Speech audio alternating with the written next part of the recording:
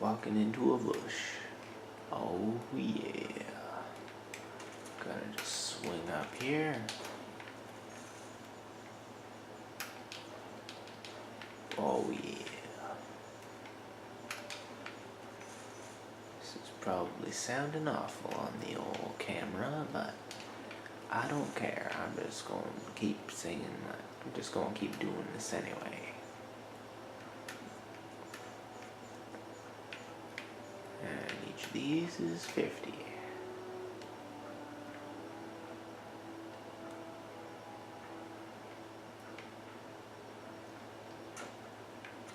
And now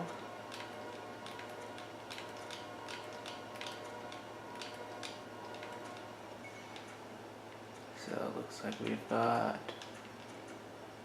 everything upgraded, which means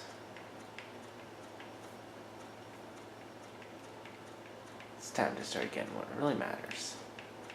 The bonus levels. And maybe the the canister's always in pretty obvious areas. So now we start saving for the bonus levels. Alright, hello everybody, my name is Lucas, aka the Frozen Controller. Hello everybody, my name is Lucas, and welcome back to another episode of Bionicle Heroes.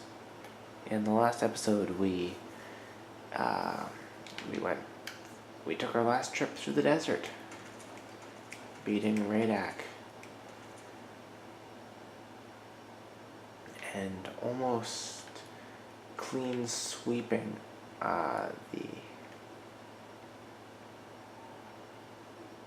we've almost clean swept this area for canisters, which is pretty damn good. And in this episode, we'll be heading into none other than Hakon's volcano, where we talk about some real shit. Scorched Earth against Turok the Firaxi. I was told this was a lava area. That's water. I feel ripped off. Okay, so what you're going to want to do is you're going to want to find the on button, right? And what you're going to want to do is you're going to press that. And you probably wanted to plug the slug into the Rakshi before you attempted to start it.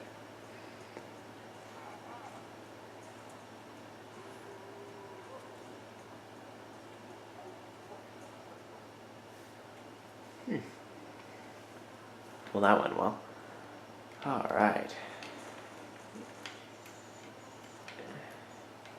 So yeah, we got all of our guys fully upgraded. Now it's time to talk about some stuff.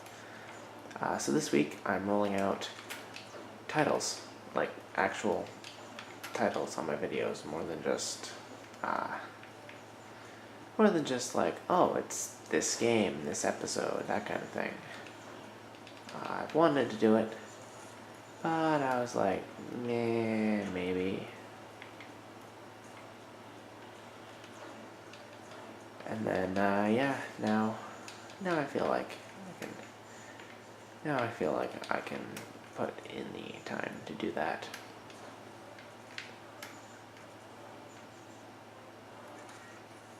Ooh. It's a nice statue of him stepping on a rock. That is a new lock. Just the one Barrock I actually own.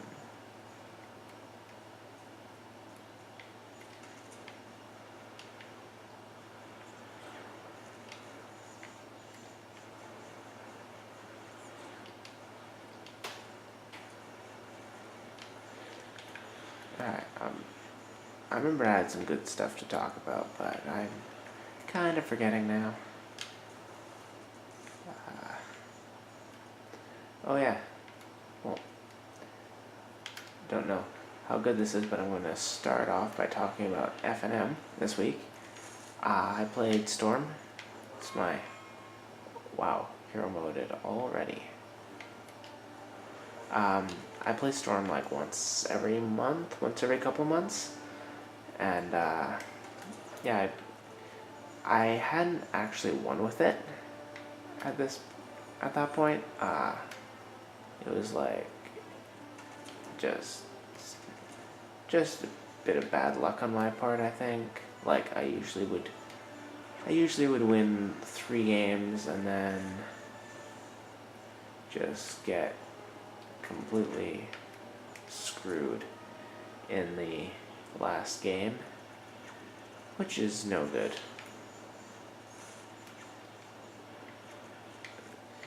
Because, yeah, I'd be like undefeated going into the last round, and then, I mulled 2 games in a row. But this was the first time I'd actually played Storm at an F&M since I got my 4th copy of Gifts Ungiven. I'd played it with my copy of Sulphur Falls, but had not played it with the 4th Gifts Ungiven. 4th Gifts Ungiven makes all the difference in the world. And yeah, I did pretty well, I would say, going the old 4-0 undefeated, losing a grand total of 2 games. No, well, some might say, or I would personally say I lost 2 games. And there's a reason why I personally say I lost 2 games and I technically lost 3 games. Reason for that is in game 1 against a player who played usually just casually. He had a goblin deck, but it was kind of all over the place with what it did. Like, he had a singleton copy.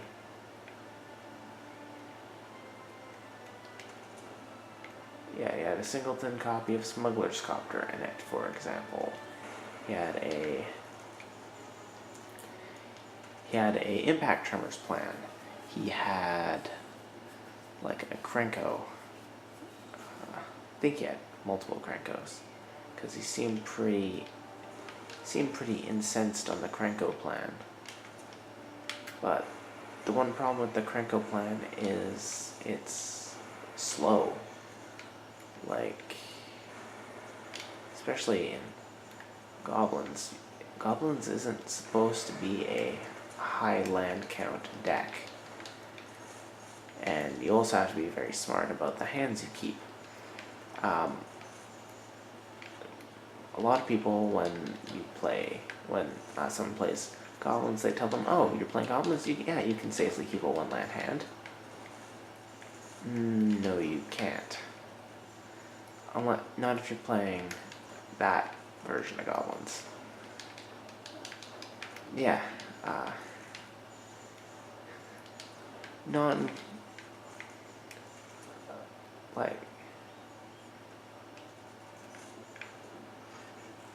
low percentage competitive Goblin decks aside, I basically had to 3-0 him, because game 1 I had the win, like, guaranteed. Storm count was 17. I was Gifts Ungivening, would have gotten Grape Shot, if all I needed was a Grape Shot to just win the game on the spot. Unfortunately, in my infinite wisdom, I didn't search up a Past in Flames, because in the 2 games prior to that, I had basically cast Past in Flames from my hand first every time. So when I cast my first Past in Flames when I cast my first Past in Flames of the match, I messed up because it was flashbacked, and I may have forgotten to search up the past in flames and given him a free win. And then I heard him after the fact saying, oh, yeah, I took a game off Storm with goblins. And it's like, no, I took a game off myself. Like, there's a difference between winning because you outraced a Storm, which is totally possible. You can totally outrace Storm because Storm can be a very fast deck, but ultimately it wants the game to go long. It does not mind a long game because it gives it more and more stuff to do. And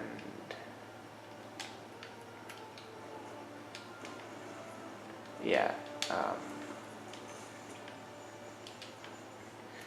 so yeah, I basically had to 3-0 that guy, and then it wasn't even close the next two games. Like, I didn't feel bothered.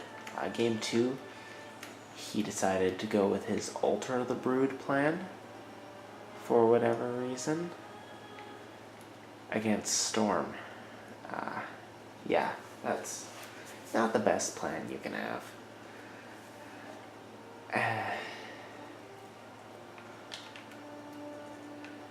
For anyone who might not necessarily be familiar with Alter the Brood, it's basically a 1-mana artifact, 1 generic, and whenever another permanent enters the battlefield under your control, each opponent puts the top card of their library into their graveyard. It's a win condition in decks such as, a long time ago, Jeskai Ascendancy used it as a win condition. Currently, I think Saheeli Cat can use it as one. Lilico Metal Saheeli uses it as a win condition.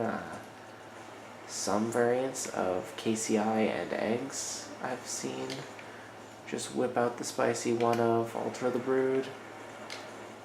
Hell, I think I've seen a Lantern Control player run it. I think they went 0-2, but I'm pretty sure I saw them run it.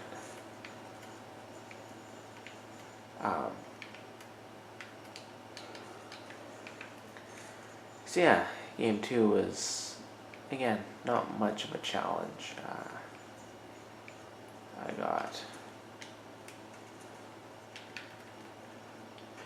I got basically free gas from being milled.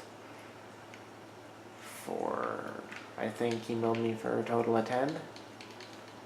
And then played Krenko and I guess thought, oh, I'm gonna mill him for so much. I think even if I hadn't killed him on my 5th turn, I think I still would have been able to pull that out, because like he didn't have me dead on my next turn, he didn't have me dead on his next turn, and he would have been milling me for a bunch, which I think I mentioned is not what you want against Storm. Like I've seen people online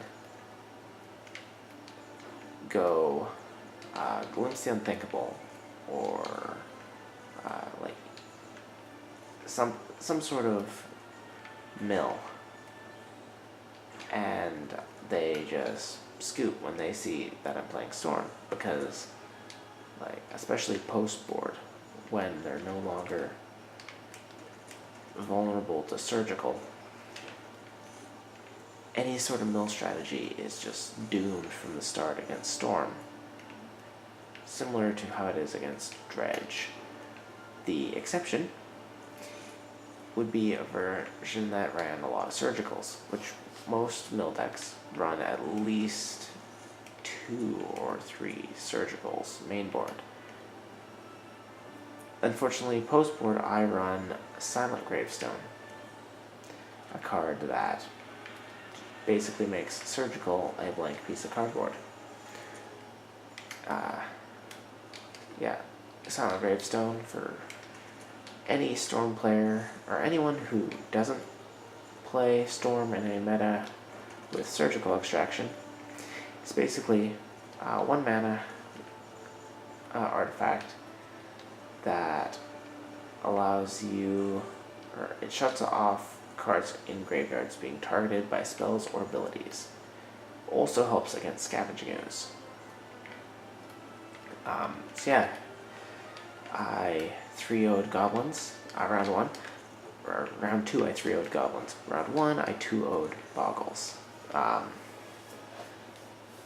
Like this was main board leyline boggles. He mulled the 4 game 1. So like that speaks for itself. I don't. He said he was thinking about keeping the first hand, which had no creatures, but it had lands and a leyline. And I don't know, like he didn't know what I was playing at that point. So it's like, if you knew that you were playing against Storm, yeah, you keep main board leyline, make them play through it. But if you don't know that you're playing against Storm, then you could be keeping a hand that is just straight up useless.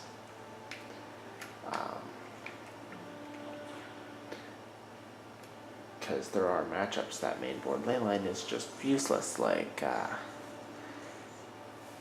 if you're playing against, I don't know why I'm having trouble thinking of one. 5-color humans. Leyline is useless. Black-white tokens. It's only half decent because some black-white tokens decks run some discard spells, but some don't, and a lot of them don't rely on it. If you're up against control, depending if it's counterburn or true control, then it gets better or worse, and it's just straight up worse pretty much constantly anyway, because counterburn and control both run cryptic command, which can bounce it. Smooth move. Yeah, round 3, again, second match against Boggles.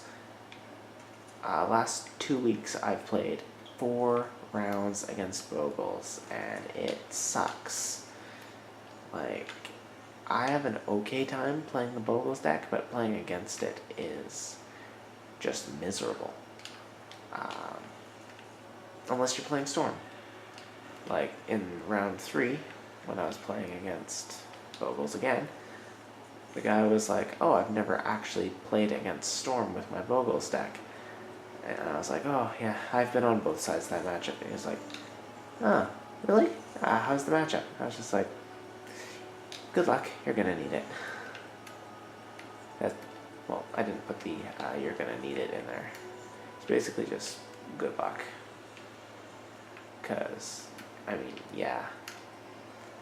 Storm is one of the few decks that has an amazing matchup against Boggles because it does not care about its opponent's life total overly. Like, I think my record was with casting Grape Shot 3 times. It was about 150 damage.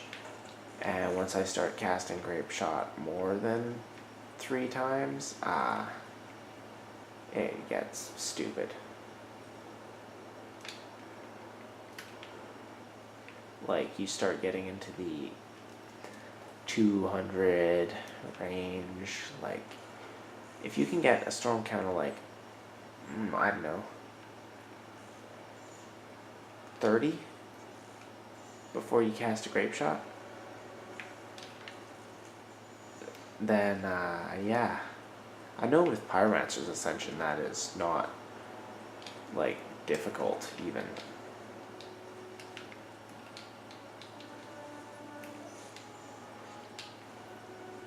So yeah, played against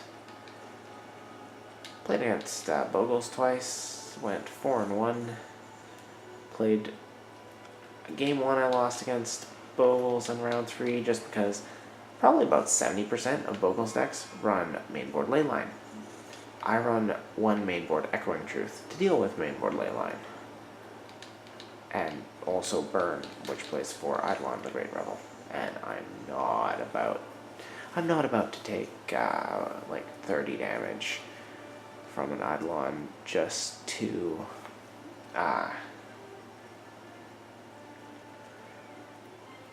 kill it with a Grape Shot. And I'm also not about to run a... Yeah, I'm also not about to run a Lightning Bolt mainboard because, I don't know, it just doesn't fit my style of Storm. Very much all in on the combo. Yeah, round 4, played against Elves. It was a 2-1 game, but he never actually killed me, because game 2 he surgical Grape Shot, and usually I'm good when I see the potential for a the surgical. I usually bring in Empty the Warrens or Silent Gravestone, but the problem was I'd played this elf deck. Like, when I won F&M with elves, it was this elf deck. But since I played it, there had been some additions. And so I thought I was safe because I thought I knew the deck list. Turns out I didn't. Not the new spicy edition of Surgical Extraction.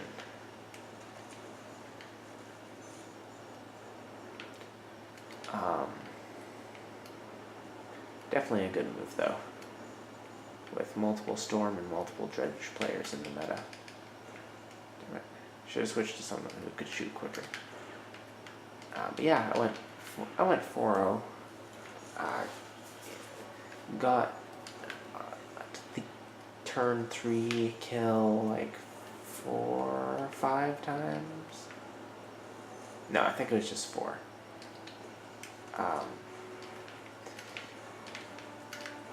I mean, it's hard to do against interactive decks, which fortunately I was playing against Bogles and Elves, which are not known for their interactions.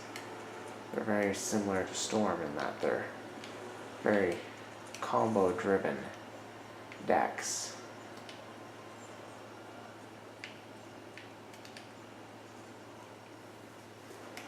And that's the kill.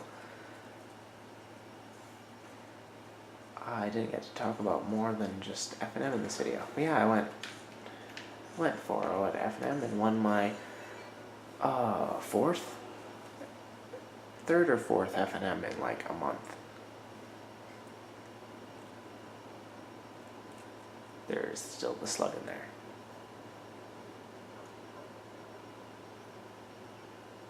And it's going to bite the gun.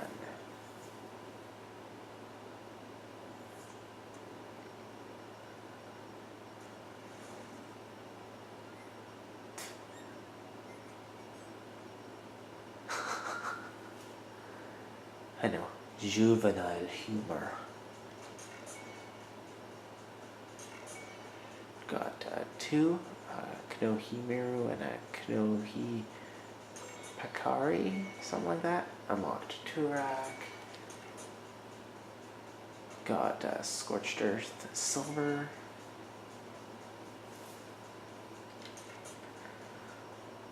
But yeah, rolling out the old, you know what, let's pay a quick visit to the Paraka Playground.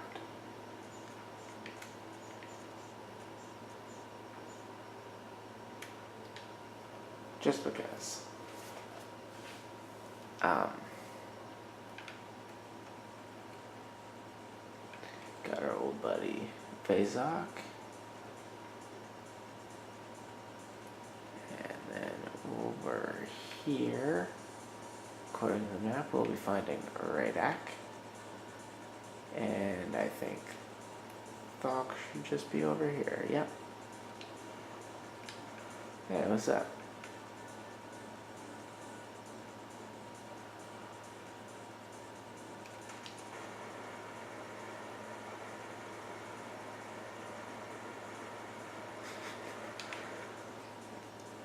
Yeah, but what else was I going to be? I had something else to talk about. But yeah, I think I'm gonna start doing some magic videos, might do some comedy sketches, I don't know. I've been writing one, and I think it has potential. Gonna run it by a few people I know first, just to, that is a cool picture. Just to make sure it's not cringeworthy. Okay, not overly cringeworthy. I'm not gonna shoot for the moon here.